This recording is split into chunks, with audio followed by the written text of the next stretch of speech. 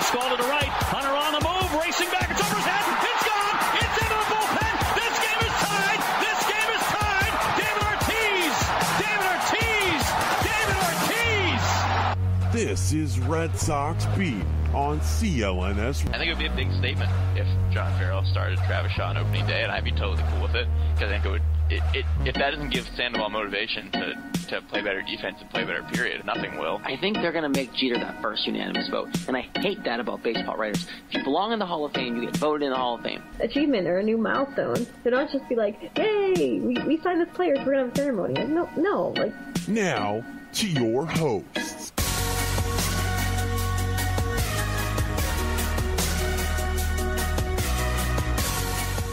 All right, Red Sox Beat, CLNS Media here, of course, on Twitter at CLNS Media, the leading online provider of audio and video coverage of all New England professional sports.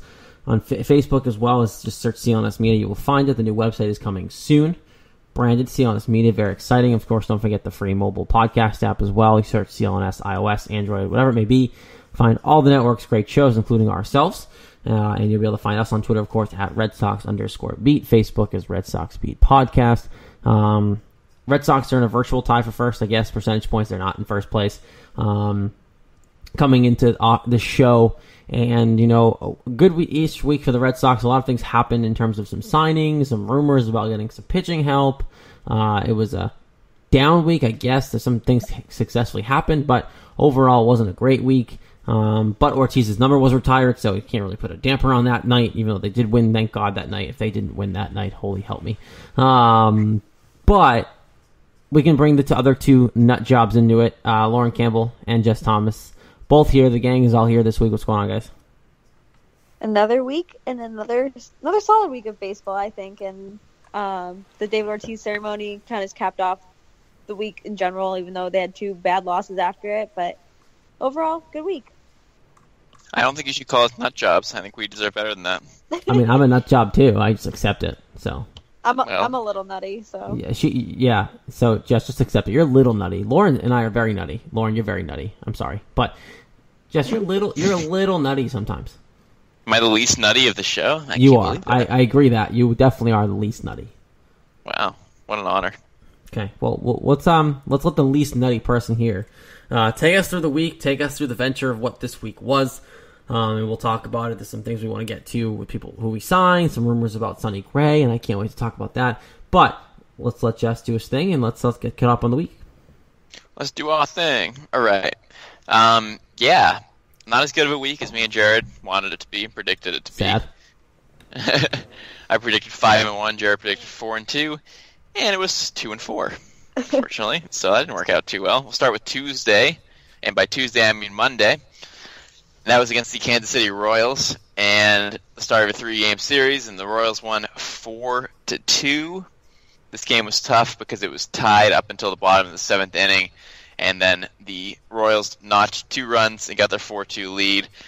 The only Red Sox offense in this game was a Jackie Bradley Jr. 2-run homer, which was annoying because the team got 10 hits but only 2 runs. So the offense did not get it done in terms of run producing. Hit-wise, good. Jackie had 3 hits. Hanley, Xander, and Benintendi all had 2 hits apiece in this game. But against Jason Hamill, they could just get the 2 runs. 7 hits, 4 strikeouts for him in 7 innings. Hector Velazquez got the start in this game, and he was good, actually. He gave up 5 hits and 2 runs in 5 1/3 innings with 3 strikeouts. Blaine Boyer was the one who blew this game.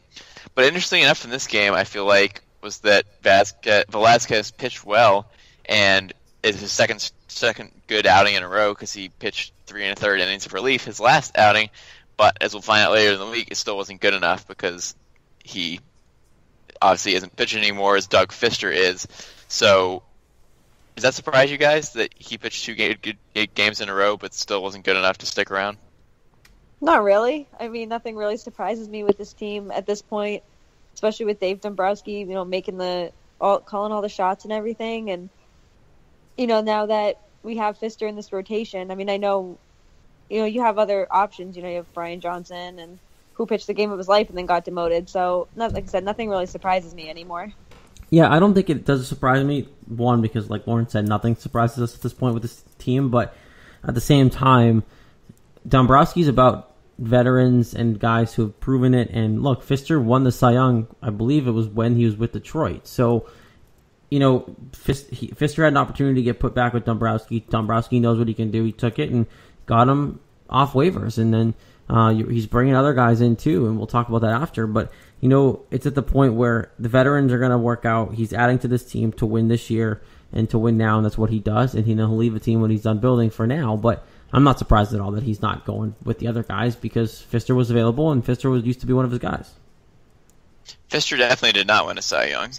Didn't he? But I could have sworn he did. Try. No, he was 8th in 2014, and that's the closest he got. Why did I see somewhere that I'm stupid then? I could have sworn. I don't remember when he pitched for the Tigers. I don't remember watching that year, but why? Yeah, that was with the Nationals. He was 16-6 of the 241 in 2014, which is really good, but that's not the year good I was enough, thinking. I guess. That's the year I was thinking. Yeah. Okay. Not Cy Young, but very solid. Yeah, I sworn definitely. he won one. So. I'm stupid. Don't mind me. I'm a nut. I told you.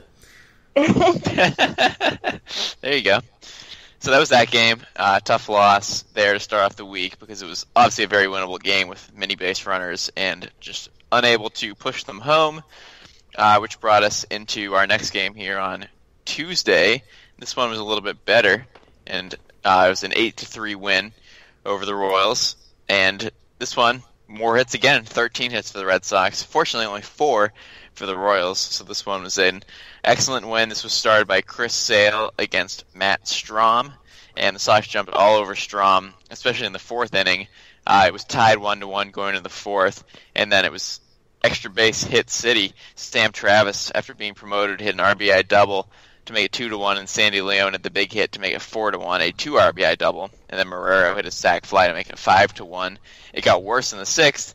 Chris Young hit an RBI double, another double, and then Xander Bogaerts hit a 2 RBI single, and it was 8-1 at that point. The Sox hit 4 doubles in the game, which was good, and then Sale gave up a home run in the 9th inning to Jorge Bonifacio, a 2-run homer, and then he was taken out.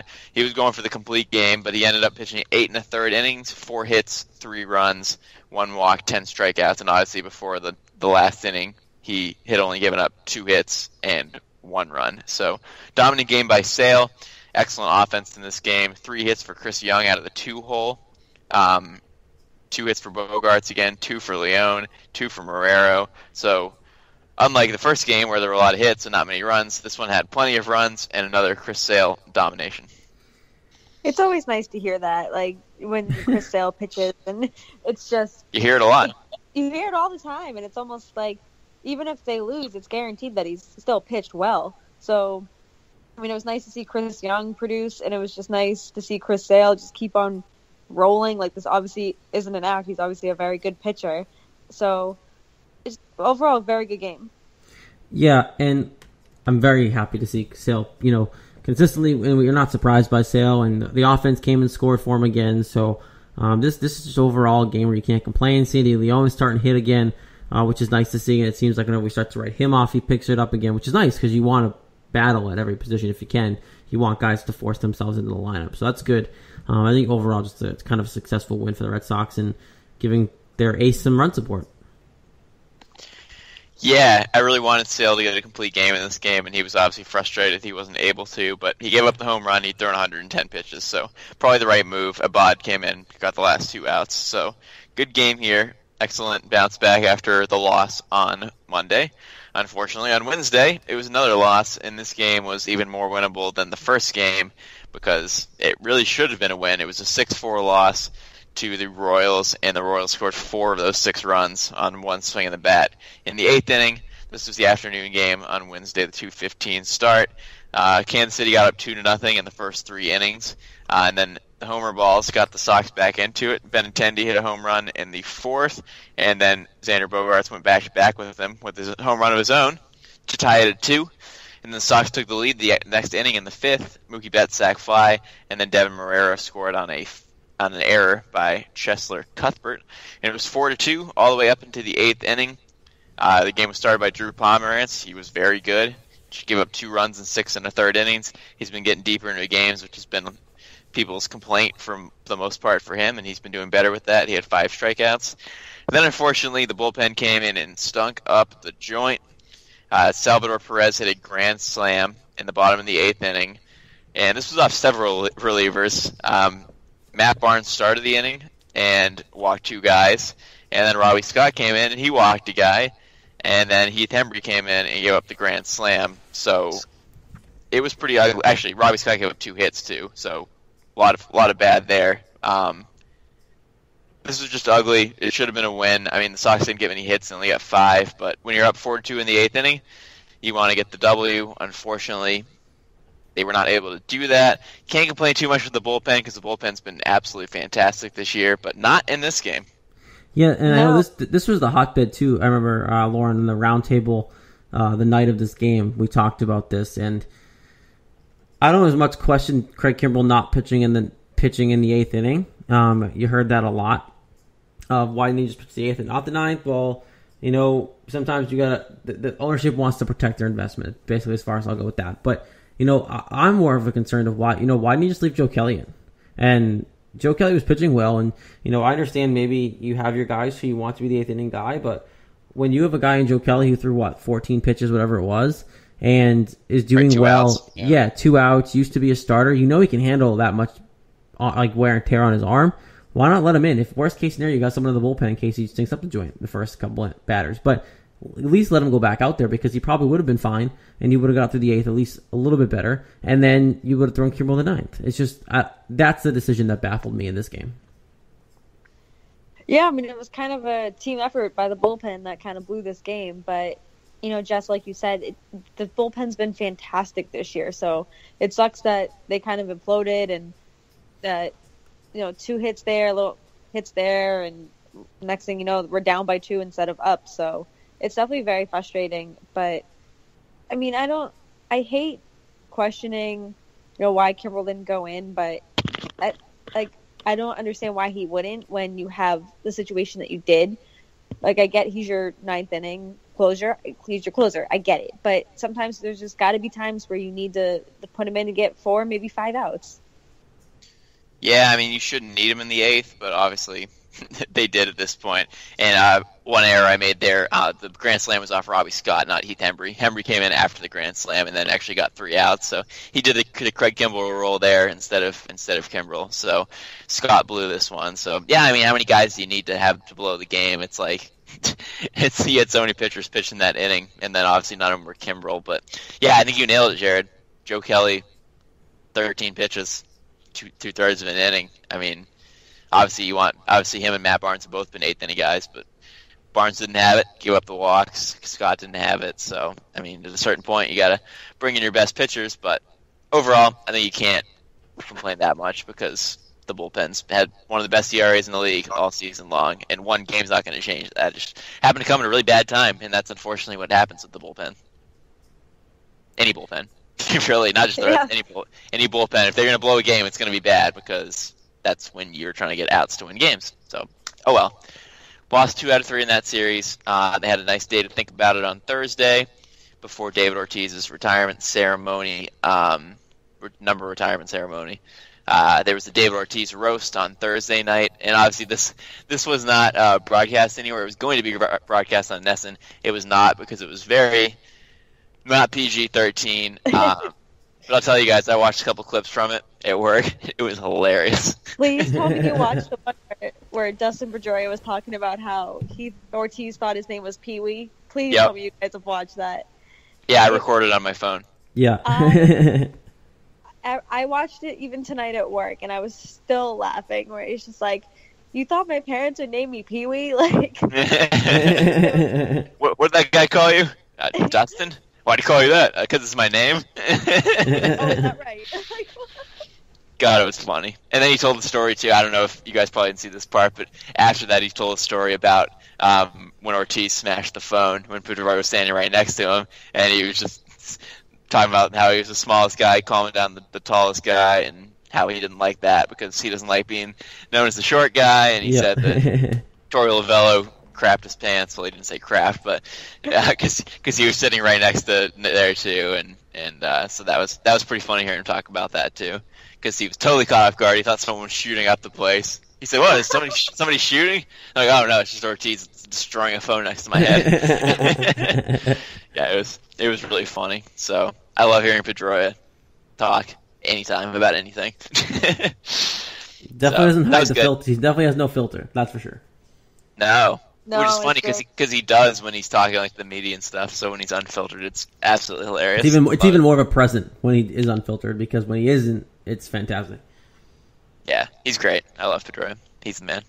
So that was really funny. So that was on Thursday. That's what happened on Thursday in Red Sox world. Not a game, but the roast. And then the good stuff on Friday. Ortiz's number was retired, number 34. I know Lauren was there. So I guess what's the point of me talking about it when you could just talk about it since you were there? So talk about it. I mean, it was amazing. Like, everyone, they tell you to be in your seats at 6:30. 6:15, I started making my way to my seat, and the place was already packed. So obviously, everybody who had tickets to this game wanted to be there as early as possible. The tribute was great. The video tribute was awesome. Hearing mashups from like Porcello, Castiglione. It was just everyone. There were tears everywhere. Everyone was crying. Everyone was happy. And it was a really good ceremony. The only thing is that Ortiz forgot to announce he was coming back. That's the only thing that kind of sucked about the ceremony. But I mean, it was really well done. It wasn't over the top, it wasn't crazy or anything. It was perfect. And like I said, the whole atmosphere there, they were just all about Ortiz, and it was just such a perfect night for it. And then of course, the whole win, which we'll get into, which just made it even better. But it was just such a fun night all around. Jared, you hate ceremonies. Thoughts? This is going to come up. I can't be mad at this kind of ceremony. I love the Pedro one, too. I was at the Pedro one. That was fantastic. These kind of ceremonies I'm okay with because it's not the year-long thing. The reason why I hated what happened with Ortiz's year-long trot to retirement is because it was every single ballpark they were at. Every single chance he got, he was showered with gifts. Does he deserve it? Of course he does, but I think it's pointless. Give him to him in private. Don't have to, flaunt it. Where this is something special. Not a lot of numbers get retired at Fenway Park. We're not the Yankees, right? It's a very select few. I think if they're getting a little more lenient, retiring Boggs' number. But that being said, it's a pretty select group, whereas the Yankees retire all their single digits and no one can win anything below 10 at this point. So I enjoyed it thoroughly. I loved it, and Pedroia's comments were great. I'm sure Lauren was bawling when Pedroia said something about family. You're always family, blah blah blah. I'm sure Lauren, you were in tears. Oh God, he was like, "You're not our friend. You're not our teammate. You're our family, and that's what we love you for." And I was like, "Oh boy!" That hit hard. It hit Ortiz hard too. Yeah. Oh my God, and it's awful because we were out in the bleachers, but we could see the jumbotron perfectly. So just to see Ortiz up close crying, it's I'm not crying, you're crying, kind of thing. Yeah, that was a great moment. Yeah, honestly, like you said, Lauren, it was not over the top or anything. It was pretty low key for their ceremonies, and I mean, obviously there's been a lot done for him recently, and obviously retiring his number the year after he retires, that never happens. That's the first time that's happened for the team as well. So I guess it's kind of just another notch on the belt. But it was pretty low key, but it was well done. I mean, it was what you want. It was good. It was emotional, and now his 34's out there forever. Well, they did so much last year. Right. I don't know what else you could do besides put the guy's number up there, let some people talk, and then move on and play the game, which they won, which is fantastic. But you can only do so much. Right, you can only say the same things over and over again. It's said so many times. So. And then they played and they actually won, which is very happy. If they lost after that, oof. Yeah, so we'll get to that. 9-4 win over the Angels. The Angels were in town here after that road trip was over finally. 8-game road trip, 4-4 on the trip. And this game was good because Ortiz got retired, and then 3 runs in the first inning for the Sox right away. Alex Meyer, 6'9", dude for the Angels, was really bad to start. He was all over the place in the first inning. He walked the first 2 batters of the game, and then Bogaerts hit an RBI double, and then Pedroia scored in a wild pitch, and then the next batter, Bogaerts scored in a wild pitch. So it was 3-0 in the first with only 1 hit. So that was pretty solid. The Angels got 1 run in the fourth inning off Rick Porcello. It was actually an error, so it was an unearned run. Sandy Leon dropped Andrew Benintendi's throw to home, even though Benintendi shouldn't have thrown it because Albert Pujols is about as slow as it gets these days. So that was unfortunate. That was the first Angels run. But 1/2 inning later in the bottom of the fourth, Hanley Ramirez blasted a home run around Pesky's pole in right field, 5-1. And then Sandy Leon, as Jared said earlier, really heating up this week. He hit a 2-run homer in the 6th inning, which was into the bullpen. And then Porcello finally cracked in the 7th inning after pitching really well. Gave up a couple hits, a couple extra base hits. 7-4 at that point after Heath Hembree allowed the other run in after Porcello left the game. So he went 6 1/3, 8 hits, 4 runs, 3 earned, 8 strikeouts, 1 walk. And then Sandy Leon decided to push the lead a little bit more just for kicks with a 2 RBI double in the 8th, make it 9-4. That was your final. So great offense here for David Ortiz's night, and Rick Porcello probably pitched his best game in, a month or so. It was his first win in a month, and funny, he gets run support and he wins. Weird how that works, isn't it? Yeah, it is. You think he's had 5 or 6 games that he hasn't had any run support, so it was definitely nice just to see the bats come out and just work for him, because he hasn't been pitching terribly this season. Yes, he's had some bad starts, but he's had also quality starts where there's just been no runs pushed across the plate. So it's super frustrating because we know what he's capable of doing. So just to see Porcello be Porcello on Friday and to see the bats come alive and just kind of everything just seemed to click in this game. So it was just all around like everything we needed to see, and especially for Porcello, because like you said, Jess, they scored runs and he got a win. It's been nice. It was nice to see this night because like Porcello hasn't been what he was, right? He's been struggling. We can all admit that. So, but that being said, he has had, like you guys are talking about, a lot of starts where it just hasn't gotten help. So to have it combine where he's able to pitch pretty consistently and not be completely terrible, and actually get the run support to go with it. I'm hoping it translates to the next start and he can kind of start to figure this out again. His stuff starts to come back to what it's been in the past within the last year or so. But, this is a good start for him, being confident enough. And I think getting that run support helped because a lot of times if you're a guy struggling and you don't have the stuff and you're not getting the run support, it puts you into more of a deep spiral of negativity and crap, I can't do this, what am I doing? But having the run support allows you to pitch a little more freely and kind of figure it out on the fly. Yeah, and until the last 2 batters of his outing, he looked like he did last year. He was getting strikeouts, pinpoint control, only 1 walk. Yeah. Got through 6 1/3 innings as he did basically every start last year. So he definitely looked like the Porcello of last year, which this team needs because, you always want your better pitchers to pitch well, and he was the best pitcher in the league last year. So encouraging sign there. He's 4-9 now with a 5 ERA. So hopefully we're looking for that to lower a little bit. But this is a great game all around. Brought us into Saturday's game. Not so good in this game. It was a 6-3 loss to those same pesky Angels that I expected to sweep, so that was frustrating. J.C. Ramirez was really good in this game for the Angels starting. He went 6 innings, only gave up 1 run and 4 hits, 5 strikeouts, no walks. He was really dominant. He retired 11 straight in a row in the middle innings before he came out of the game. The only run the Sox got until the 9th inning of this game was a Mitch Moreland home run. It was 6-1 going into the bottom of the 9th inning, and the Sox actually ended up getting 2 runs and loading the bases for Chris Young to strike out. But the Angels got all the runs before that.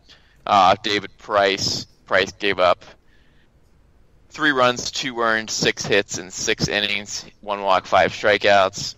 Then Abad didn't pitch very well. Barnes didn't either. So this game was tough. It really was never close. After the 5th inning, that's when the Angels got some of their runs, playing from behind for pretty much the whole game. And J.C. Ramirez is much better than Price.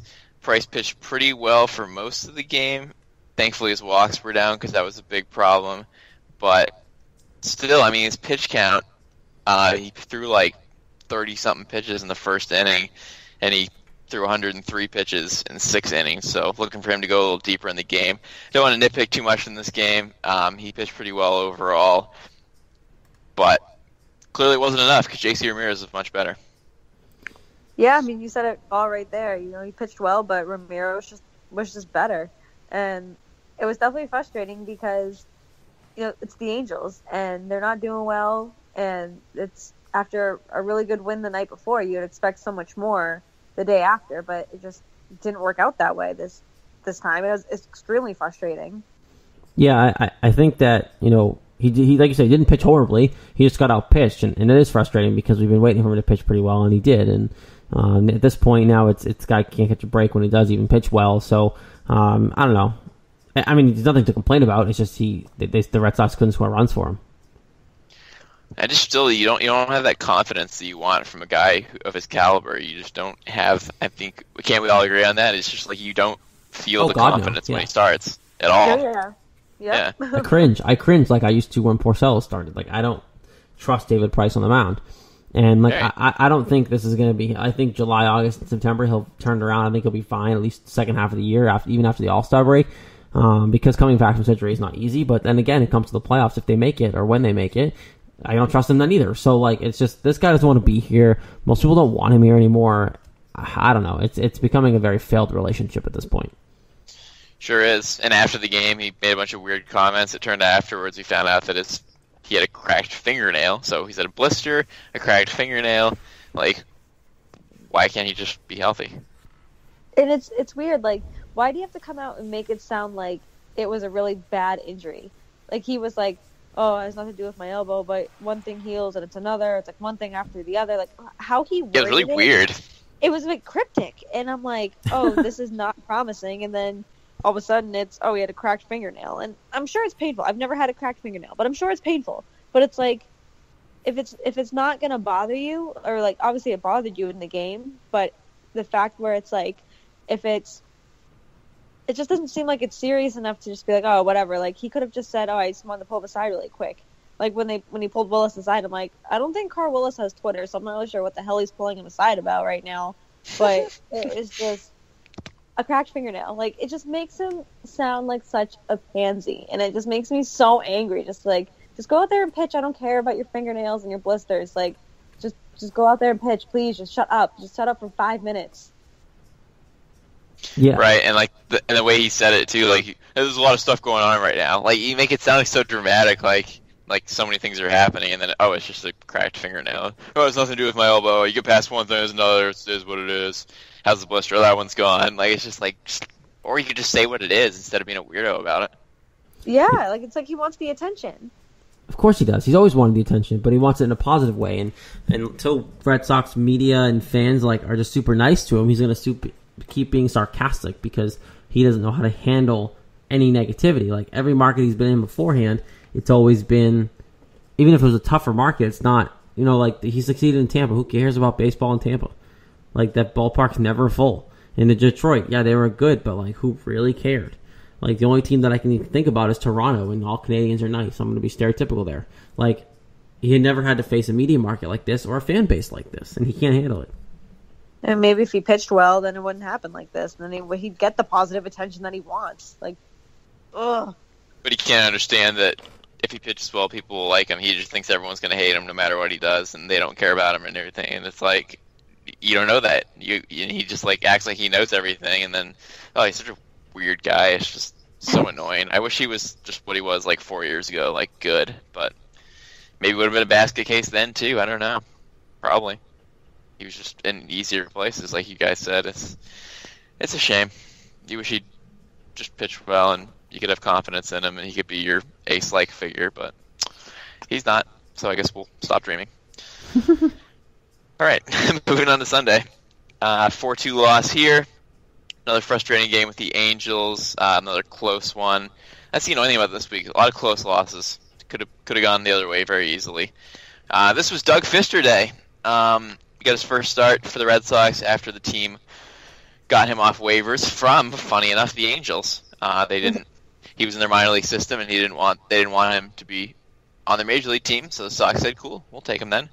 And like we said earlier, not Cy Young, but he was 16-6 with a 2.41 ERA. He's had a pretty good career, certainly serviceable, and certainly major league enough. 77 wins, several very good seasons.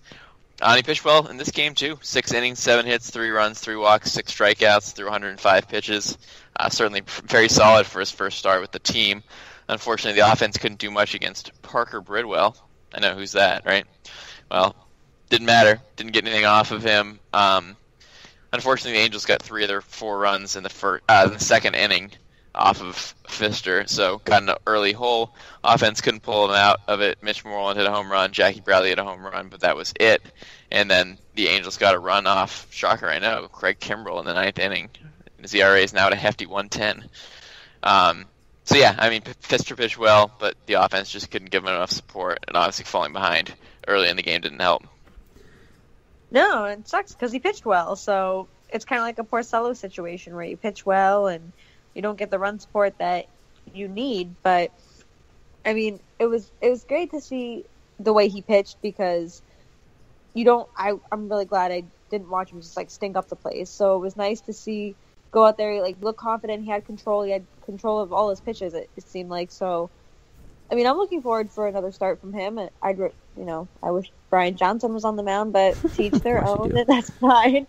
I'll take Doug Pfister because he pitched really well. It was just he was outpitched, and the bats just didn't come out for this game. When we'll talk more about the actual signing in a minute here, because I love the signing. It's something that was it made sense and it actually happened. It never actually happens when you hear reports and rumors. But that being said, for a first start coming off waivers, hasn't been pitching that well this year. Came out and pitched well on a team, and I think being on a good team helps. I think being back in like a winning atmosphere helps a guy like that. And overall, he did pitch well. Struggled at the beginning, but he came in, he got comfortable, he pitched well, and just wasn't enough to win the game. But I know you love Johnson, and rightfully so. He's been pitching well, but I'm excited to see what Pfister does with his second outing in a Red Sox uniform. That's for sure. Yeah, definitely a good move. We won't give away our opinions too much on that, but this was a good outing by him. Tough loss. And then I guess we'll talk about tonight's game on Monday because it's over already, so we would be remiss if we didn't talk about it. The start of a 4-game home series against the Minnesota Twins.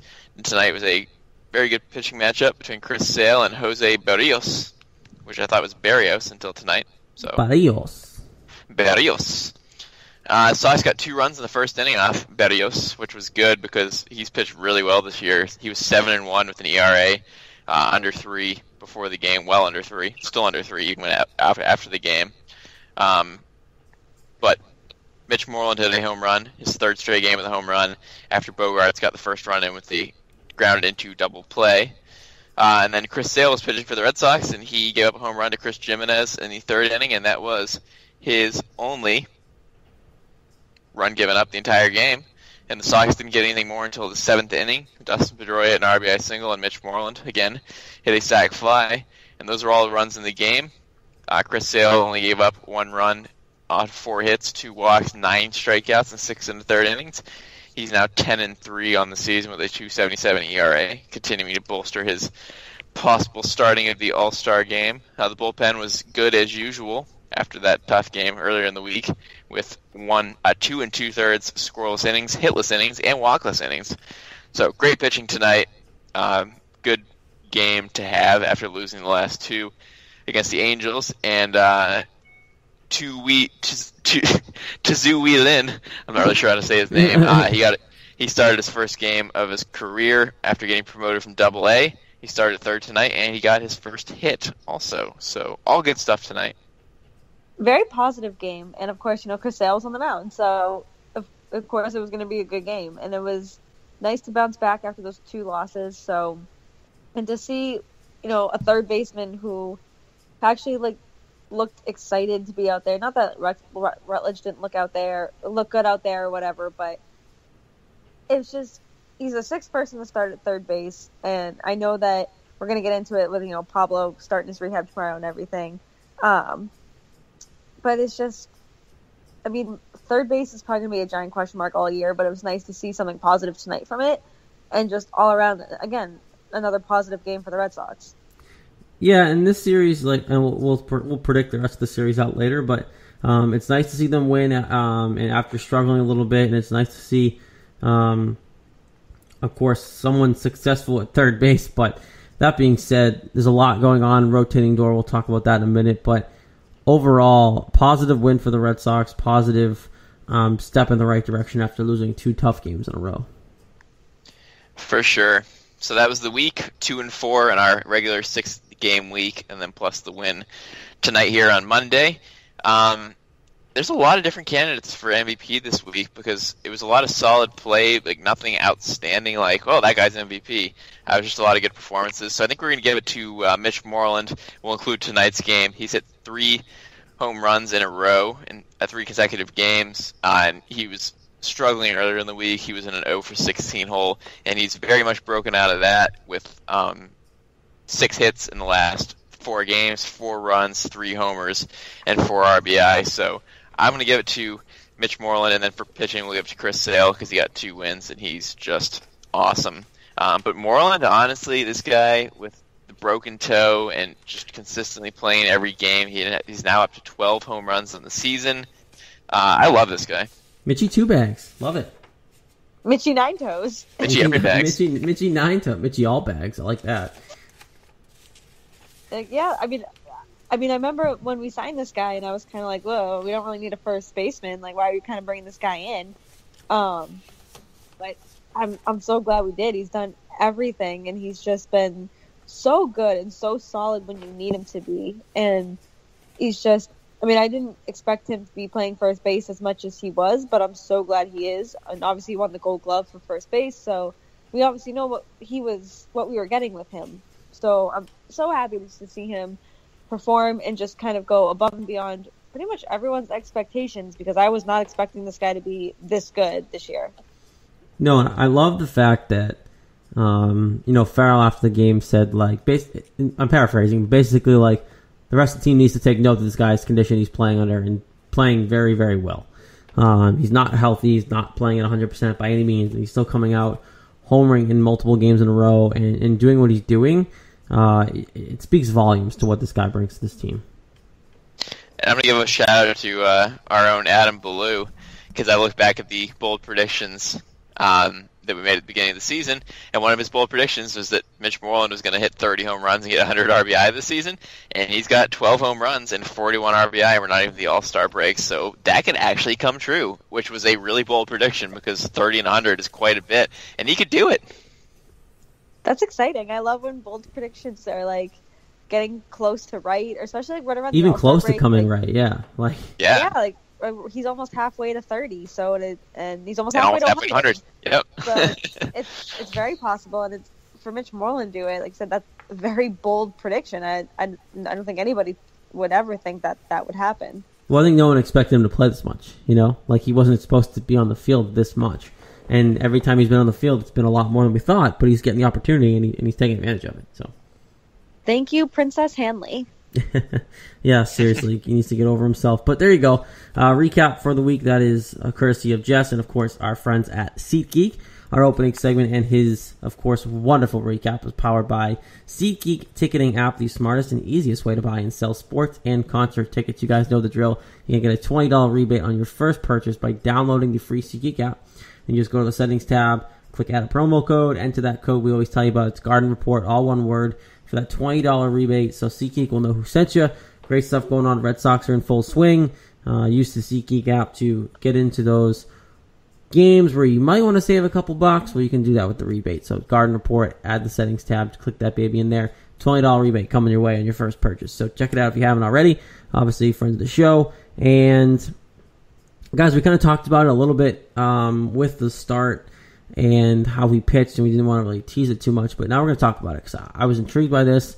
I saw it when I was talking with a customer at my day job, and I almost freaked out on the phone. Like, I really like the Doug Fister signing because we all know the starting rotation isn't a huge problem, but like there is some depth issues. But this isn't no one had to trade for him, no one had to spend too much money. And you still have the assets to go get the real need in the bullpen or a third base guy. But you added a nice starter in Doug Fister, who has had a pretty successful career. And if you put him in a winning atmosphere, he clearly can still pitch. So that part of the signing, I really love. Yeah, it's funny. It was right before the game on Friday, and I was sitting at Beerworks, and I get the notification that we claimed Fister, and I was like, huh. I was like, of all people, I didn't really know that. I had no idea anything like this was coming. And of course, we know that it came out the Red Sox are looking to kind of shake things up within the next 6 weeks. But I wasn't thinking starting pitching. I wasn't really thinking pitching at all. So for them to come out and sign Fister, who obviously has had a successful career, and he's worked with Dombrowski before out in Detroit, so we know that they have a good relationship. Dombrowski knows what Fister's capable of. He's seen him firsthand, so he knew what he was getting with him, and I think it's a great signing. Obviously, it's proved at least through the first start that it's successful. Hopefully, it can continue into the All-Star break, after the All-Star break, and I think this guy can be a legitimate pitcher. Yeah, I love it. I mean, he's been a pretty solid pitcher, and he's pitched in several different places. This is the Boston is now his fifth team, and he's had good seasons with basically every team he's pitched with. He's had 5 10-plus win seasons. He's had 11, 10, 14, 16, and 12. So pretty solid career for him. He's exactly 500 in his career, 77 and 77. He's got a 3.60 ERA. He's thrown 7 complete games. Like, he's definitely a proven pitcher. He's 33 years old, so he might be in the other end of it. But for a guy you can just claim off waivers to get here and pitch like he has potential to pitch, and we saw it in his first start, pretty solid first outing. I think it's great, smart move. Didn't expect it either. I didn't know it was coming, but to have another Dombrowski guy, and that can never hurt. Dombrowski's had some good pitchers in his career, and you got Porcello, and you got Fister and everything. So I love it. I think it's a great move. I don't see how it can hurt in any way. And if it doesn't work out, then whatever, you just claim them off waivers. And the nice thing about it, too, is I thought about it and realized, okay, it's a short-term pitching depth. It's not the answer to the farm system problem, which you can start and draft and replenish your starting pitching, because Henry Owens was just demoted to Double A. We'll talk about that, but which is awful in itself. But they had some short-term depth issues with some injuries, things like that. Steven Wright obviously out for the year, Erod's health, things like that. It's a good stopgap, and if all he does is add a chance to add some depth till people get back, great. If not, if he pitches well, now you have a solid starter who's been there for a couple good teams and can help you out, and that's something that's going to be invaluable if this team wants to win a division, make the playoffs, whatever it may be. This guy's only going to help. Yeah, I think it's great. I love bringing in a proven guy, a veteran. I mean, you can't have enough veterans on teams. They're good, valuable. They've been through it before. Like, you have as many good young players as you want, but if you don't have veteran voices in there to tell them how it's been, like, to get to that point, then that's always super helpful. So to add a 33-year-old dude who's been through a lot of years with several different teams, it can never hurt. And he's 6'8" too. Man, he's huge. Yeah, it's crazy. The large human. Yes, a large human to do. The large human. One other guy, the Red Sox did sign another Dombrowski guy, believe it or not. Jhonny Peralta, the veteran, shortstop, third baseman, second baseman, whatever you want. He's a utility guy. But they did sign him. Him and Pablo Sandoval both were going to Pawtucket tonight, I believe, to start rehab assignments, whatever you want to call it for him. It was a minor league deal. What are your guys' initial thoughts on bringing in Jhonny Peralta before I go? I mean, I think this is just showing how little faith they have in Pablo Sandoval, and the fact that Peralta and Pablo are going to be kind of alternating between third base during this rehab assignment kind of makes me think that it's more like a competition kind of going on, who's going to get called up after this assignment's done. I really think this puts a lot of pressure on Panda, because he's the $95 million third baseman who just can't seem to get it together. He's injured, he's unhealthy, he's this, he's that. So I think it's, at the end of the day, I think it's, it's a competition, like when Travis Shaw was here, and it was between them two essentially, and obviously Shaw got the start over Sandoval. So I think it's kind of that situation all over again. Yeah, you shouldn't need to have a competition when you have Sandoval, because he should be better than he is, and you've gone through so many different third basemen, and you still need to sign a 35-year-old Peralta who's played 15 seasons. Like, my God, shouldn't be necessary. But he's had a really good career. He's got 202 career homers. He's got a solid 267 average. He's definitely a guy that could help out. He's a very good doubles hitter. He's always been good at doubles. So, I mean, who knows if he has anything left in the tank, but if he can show that he does, and he can actually get a proven third baseman who doesn't suck, then I'm all for it. I mean, shoot, why not? It's just like Fister. They're both, 33 and 35 years old, but it can certainly help your team, and this team clearly needs third base help, which is sad, but it is a reality. Yeah, overall, I think I love the Jhonny Peralta as like a very minor signing, obviously, because, like you said, Lauren, it's a competition at this point, and yes, you touched on it too. They need to kick Panda's rear end a little bit here and get him going, which is sad, but I ultimately see Jhonny Peralta coming up and playing third base. He could be your third baseman the rest of the year, because this is a way for the Red Sox to stopgap the problem of Pablo, and at the same time give them the ability to still win now while not pushing people up too early. They don't need to bring Devers up. Marrero may not be ready. He can go back down if Peralta works out. So kicking the tires on Peralta makes sense, because now it puts everybody back in place, at least for this year, because who knows, Devers could be ready but after this year is over, if not in September. So at least now, if Peralta can be even a shell of what he was in his prime, it's a decent defensive third baseman, doubles hitter. At Fenway, you'll live that till you die if you don't put the ball in the air. And, you have a chance to win something with a guy like that and a veteran presence in the locker room. Yeah, there's really nothing bad that can come of it. It's another veteran guy who's had a good career, and he's a Dombrowski guy. It's funny how similar those two were, and I was definitely excited for both signings. And plus, I mean, Jhonny, Jhonny. I mean, what's better than that? Jhonny Peralta. Jhonny Peralta. I always loved that Jhonny. I love it. Yeah, it's great. I always spelled it wrong because everyone did. Okay, so those are two moves he made that, make sense. They're low risk, high reward signings, which is awesome for this team. They need something like that. Before we talk about, we want to talk about the Farrell ejection from Saturday, but it's kind of an easy transition to Sonny Gray rumors that are coming up. So I've always been an advocate for Sonny Gray. Like Jess can tell you, even before Lauren came on the show, and even while Lauren's been on the show, I've been such a huge advocate for the Red Sox trading for this guy. And now apparently the Red Sox are rumored to be interested. My question to you two is, now that this is actually a thing and could potentially be a thing, is it worth Dombrowski trading for Sonny Gray, especially now that Fister's on this team, when you need other places to be filled? I mean, I can see why they want to go after him. He's not a rental, right? Like his contract, he's under control for a few more seasons if he gets traded, right? Like, yeah, he's not just be not a rental. So that part is kind of what raises a lot of question marks for me, because you have people, Stephen Wright's obviously out for the year.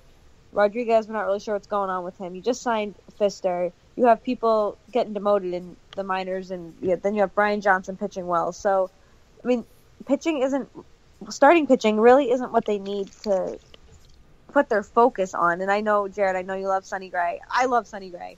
I think he'd be great here. But the thing is he's been up and down. 9 times out of 10, he's a good pitcher. And he's a right-hander. I know we're left-handed heavy, so I do like that he's right-handed. I just have a lot of question marks surrounding this. Like, I'm very unsure about it. And I know there's been rumors about us signing him before even this season. So at the end of the day, I don't think it's going to happen. It's a nice thought, but he's just not needed in this rotation right now. Yeah, I don't want him. He's had 2 pretty crappy seasons. He was 5-11 with a 5.69 ERA last year, and he's 3-3 with a 4.45 ERA this year. I know Oakland's not a good team, but those are bad ERAs, and he's clearly not the same pitcher as he used to be in his first 3 seasons where he was really good. He's just not as good anymore. He's injury prone. He's been injured several times. So between that and the fact that you just got Fister and you have some other really good pitchers, yeah, I don't think it should be the top priority, and I don't really want another injury-prone pitcher on my team, to be honest with you. And seeing his numbers the last 2 years, I think I'll pass.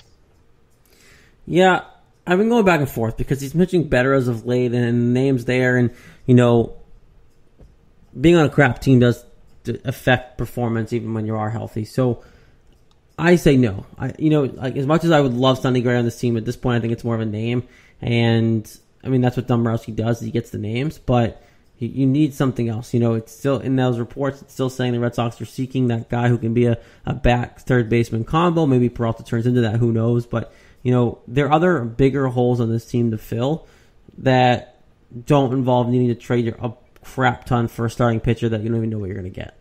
So as much as I love Sonny Gray, he can stay in Oakland. And I think that moving forward, it doesn't make sense when you have holes like that plus a bullpen arm, because you don't know what you're going to get from Carson Smith. He just started throwing again. Is he going to be healthy? Can he come back and do what he's supposed to do and be your eighth inning guy? You don't know that. They need to trade for another bullpen arm. So Sonny Gray would be fun. It'd be awesome, but it's not a priority. Well, it's very mature of you to love him in the past and still be okay with not getting him now. That's good, Jared.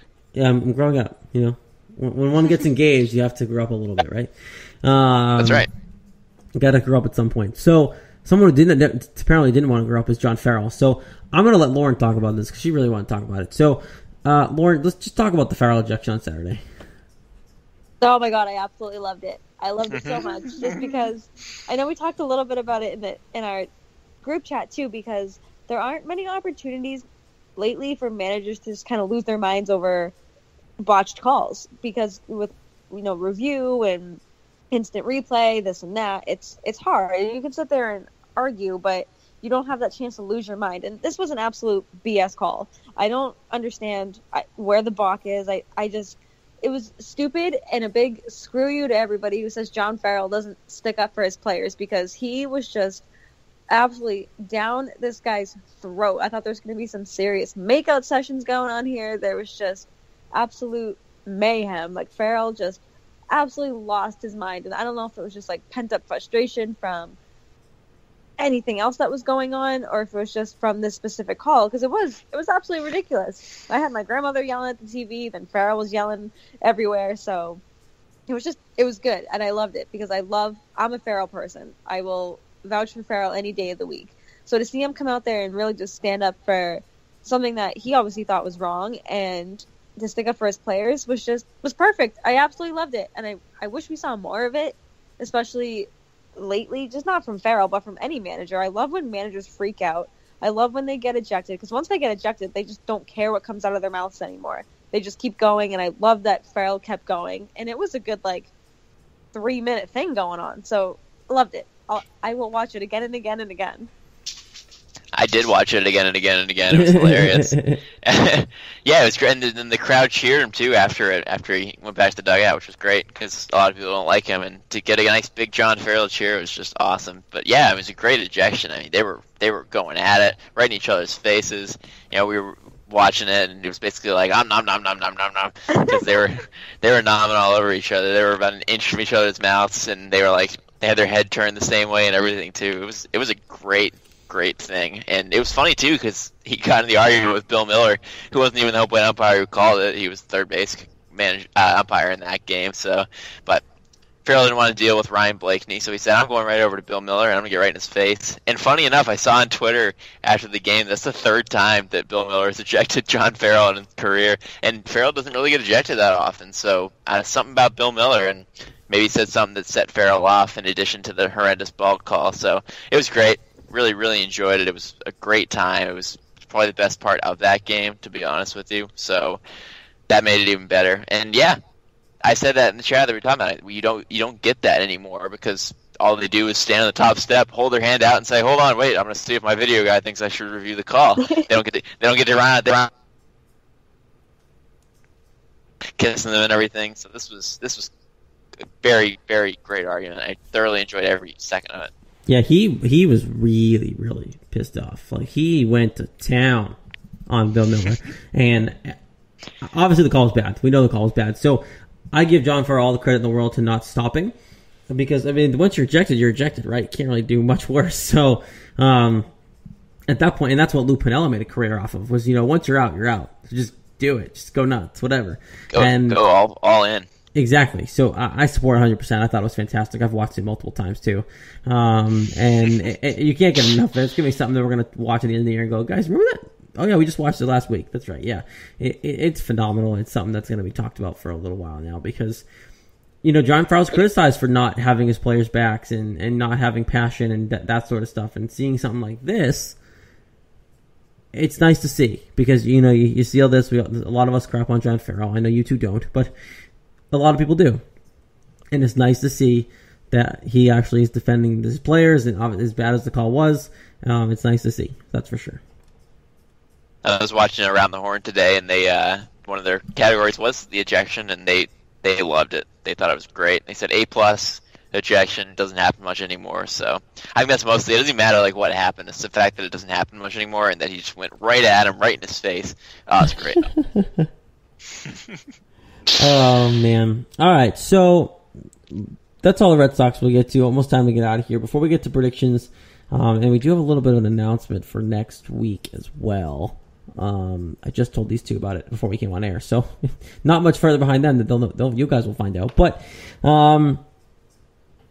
one thing I want to talk about that's really around the league, and there's a lot of stuff going on, is the Keith Lockhart story. His son is on life support. He was hit in the face by a baseball. He's 15 years old. Basically what happened was he had stepped on home plate and the catcher was throwing the ball and it hit him in the face by accident. Just, guys, it's kind of a really, really tragic story. For a kid who's only 15 to be on life support for something like this, it's not good.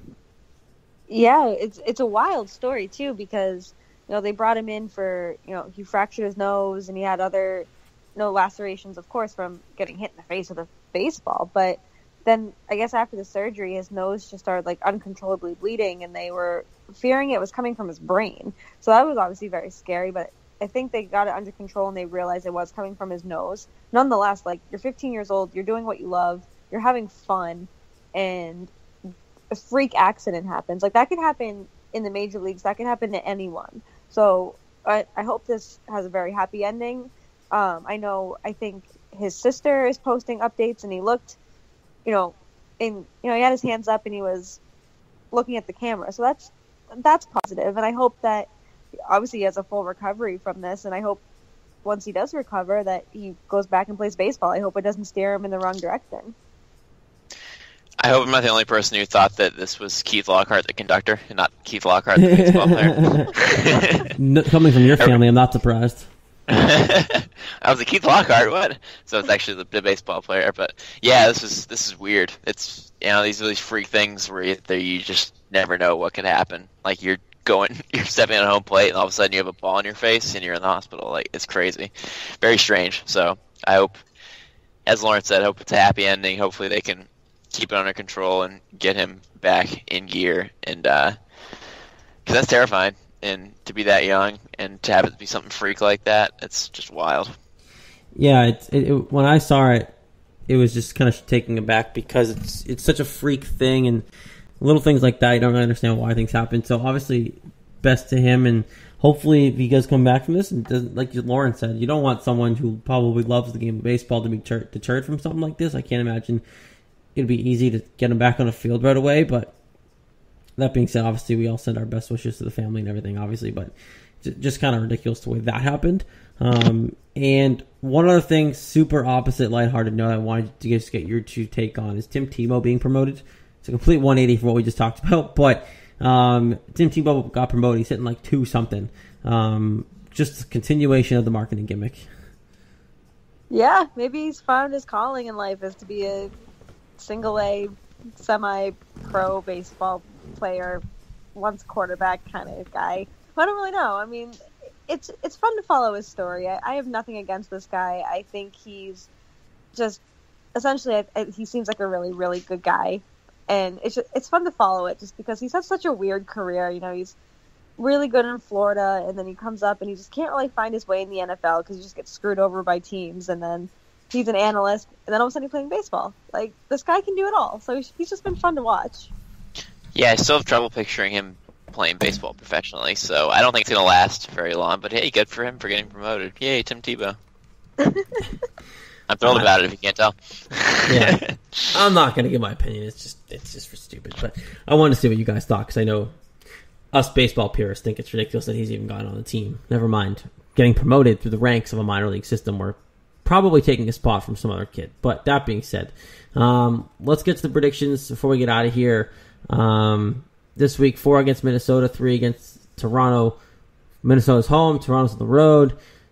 We did make these predictions before the game happened, so we'll take that with a grain of salt. First series against the Twins started tonight. We talked about the first game. Jess, what do you have going on with the Twins series? Yeah, I got winning 3 out of 4. They're a pretty good team. They're 39 and 35, but I like how the Sox are playing right now. Overall, obviously the tough week last week was mostly the lack of offense, but I think they'll turn it around again.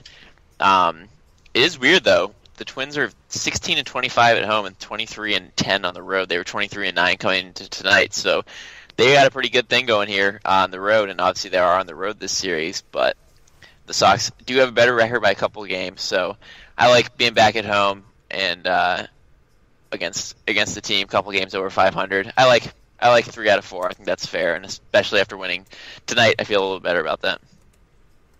I'm right there with you. I'm going 3 out of 4 too. I just think, after 2 bad losses to the Angels, that they're just kind of going to rally around that, and especially we're getting closer and closer to the All-Star break, and we're getting in that fight for first. So I think the bats are going to come alive. I think Moreland's really going to really do well this series. So I think 3 out of 4. I really wanted to pick a sweep, but every time I picked a sweep this season, it's gone horrendously wrong. So I'm sticking with 3 out of 4. I'll do it for you, Lauren. Bring out the broomsticks, people. They're sweeping the Twins. It's happening. No, wow. I just think that they played so bad against the Angels in regards to they shouldn't have lost either of those games. It's just they shouldn't have lost the Angels. They're going to make up for it. I think tonight was a good start in that process, of course.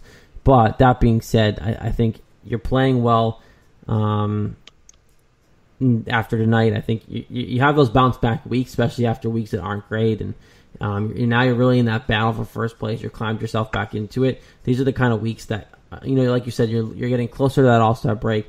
These are the weeks where now you're starting to play 2 pretty good teams. Take advantage of that. Work hard, play hard, and take advantage of seeing some competition and elevating your game to where it needs to be to beat these guys. I think you're a better team than the Twins on paper, and I think you're a better team than the Twins on the field, and I think you're going to see it with a sweep.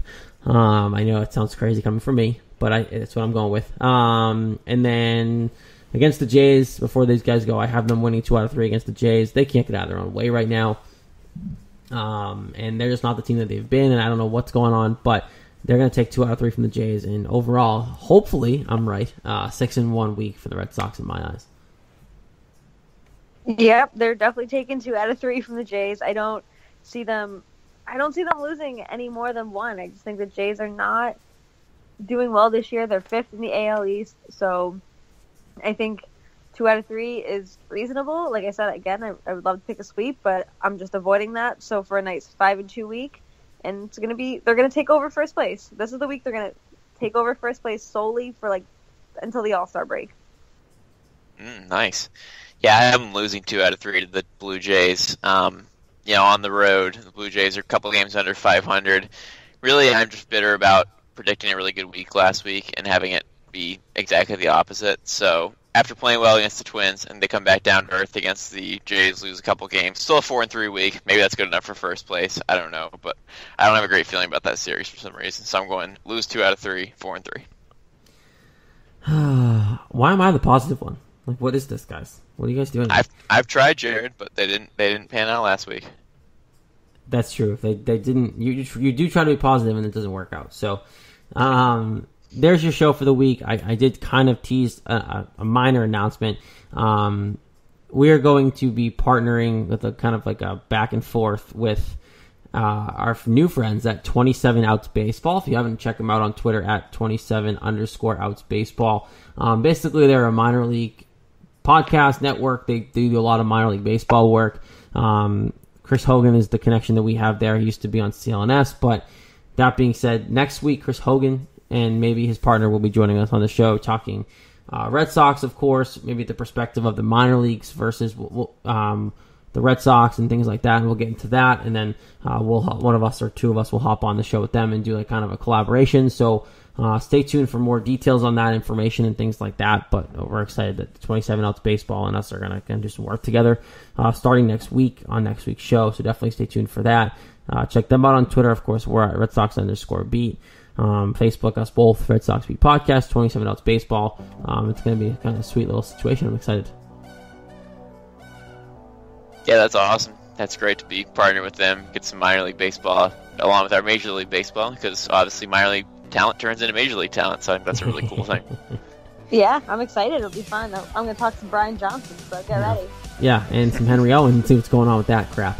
Yes. But that being said, that's the show in the books, of course. Don't forget, brought to you by our good friends at SeatGeek. Don't forget the Garden Report app in the settings tab. Get the $20 rebate. We're on Twitter, like I said, at @RedSox_beat. Facebook is Red Sox Beat Podcast. Go follow CLNS at CLNS Media. The YouTube channel, the app, everything is going crazy. The new website's going to be live soon. So definitely check that out as we're rebranding and getting crazy coverage for the Red Sox and everything in between. So until next week, for Lauren Campbell and Jess Thomas, I am Jared Scally. We'll be back next week with 27 Outs Baseball. Until then, enjoy Red Sox.